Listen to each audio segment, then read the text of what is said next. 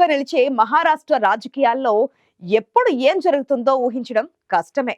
అందుకే ఇటీవలి పరిణామాలతో మహారాష్ట్ర రాజకీయాల్లో సరికొత్త చర్చ మొదలైంది.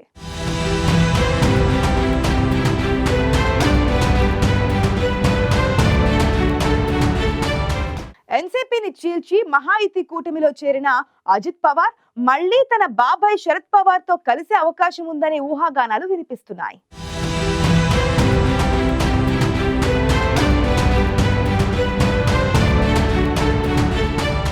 మహారాష్ట్రలో మహాయుతి కూటమి అధికారంలో ఉంది. అయితే అధికార మహాయుతి కూటమిలో విభేదాలు తలెత్తినట్లు తెలుస్తోంది.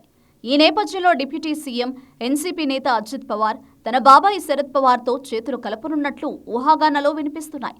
అయితే ఈ తరహా ఊహాగానాలు రావడానికి కారణం లేకపోలేదు. గతేడాది డిసెంబర్ 12న శరద్ పవార్ పుట్టినరోజు సందర్భంగా అజిత్ పవార్ ఆయనను కలిశారు.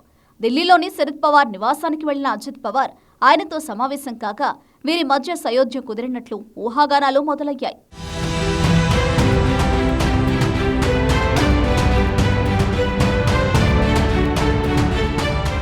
మరోవైపు అజిత్ పవార్ తల్లి ఆశాతై ఆసక్తికర వ్యాఖ్యలు చేశారు. పవార్ కుటుంబంలోని విభేదాలు తొలగిపోయి తన కుమారుడు శరద్ పవార్తో కలిసి ఉండాలని కోరుకుంటున్నట్లు ఆకాంక్షించారు. ఇక ఎన్సీపీ నుంచి విడిపోయినప్పటికీ శరద్ పవార్పై తమకు అమితమైన గౌరవం ఉందని, ఆయన మాకు తండ్రితో సమానమని సీనియర్ నేత ప్రఫుల్ పటేల్ అన్నారు. అంతేకాదు పవార్ కుటుంబం మళ్లీ కలవాలని కోరుకుంటున్నారని ప్రఫుల్ పటేల్ ఆకాంక్షించారు. ఇటీవలి పరిణామాలు, ప్రఫుల్ పటేల్, ఆశాతై వంటి వారి వ్యాఖ్యలు, అభిప్రాయాల నేపథ్యంలో పవార్లు మళ్లీ కలుస్తారా అనే చర్చ ఊపందుకుంది.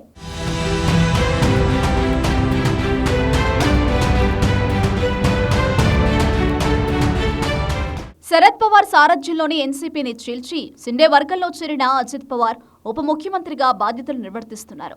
అయితే అనంతరం జరిగిన లోక్సభ ఎన్నికల్లో మాత్రం శరద్ పవార్ వర్గానికి ఓటర్ల మద్దతు లభించింది.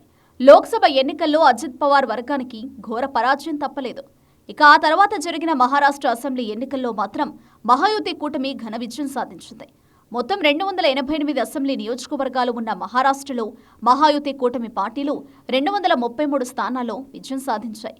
బీజేపీ 132 స్థానాల్లో జయభేరి మోగించగా, సిండే నేతృత్వంలోని శివసేన 57, అజిత్ పవార్ నేతృత్వంలోని ఎన్సీపీ 41 స్థానాలను కైవసం చేసుకున్నాయి. మహారాష్ట్రలో మహాయుతి కూటమి అధికారంలోకి రాగా సీఎంగా దేవేంద్ర ఫడ్నవీస్ బాధ్యతలు చేపట్టారు. ఇక డిప్యూటీ సీఎంలుగా ఏక్నాథ్ షిండే, అజిత్ పవార్లు బాధ్యతలు చేపట్టారు.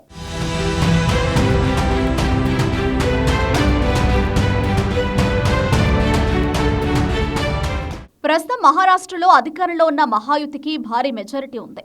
ప్రతిపక్ష మహావికాస్ అఘాడీ కేవలం 51 స్థానాలకే పరిమితమైంది. ఇలాంటి పరిస్థితుల్లో మహాయుతి కూటమి ప్రభుత్వానికి ఏ విధమైన సమస్య లేదు. అయితే మహాయుతి కూటమిలోని శివసేన, ఎన్సీపీలు కూడా సీఎం పదవిని ఆశించాయి.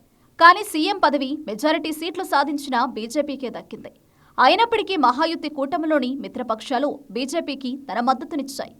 మహారాష్ట్రలో ఫడ్నవీస్ ప్రభుత్వ పాలన కొనసాగుతోంది.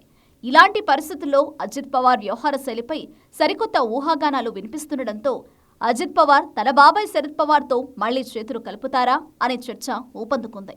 అయితే రాజకీయాల్లో ఎప్పుడు ఎలాంటి పరిణామాలు చోటు చేసుకుంటాయో ఊహించలేము. కాబట్టి ఇలాంటి ఊహాగానాలు రావడం సహజమే. ప్రస్తుతం డిప్యూటీ సీఎంగా ఉన్న అజిత్ పవార్ మహాయుతి ప్రభుత్వంలోనే కొనసాగుతారా, లేక తన బాబాయ్తో మళ్లీ కలుస్తారా అన్నది కాలమే నిర్ణయిస్తుంది.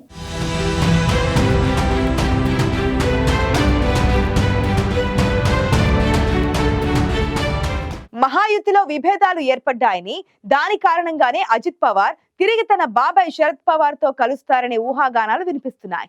అయితే ప్రస్తుతం మహారాష్ట్ర డిప్యూటీ సీఎం గా ఉన్న అజిత్ పవార్ తిరిగి తన బాబాయ్ తో జట్టు కట్టాల్సిన అవసరం ఏముందనే ప్రశ్నలు సైతం ఉత్పన్నమవుతున్నాయి.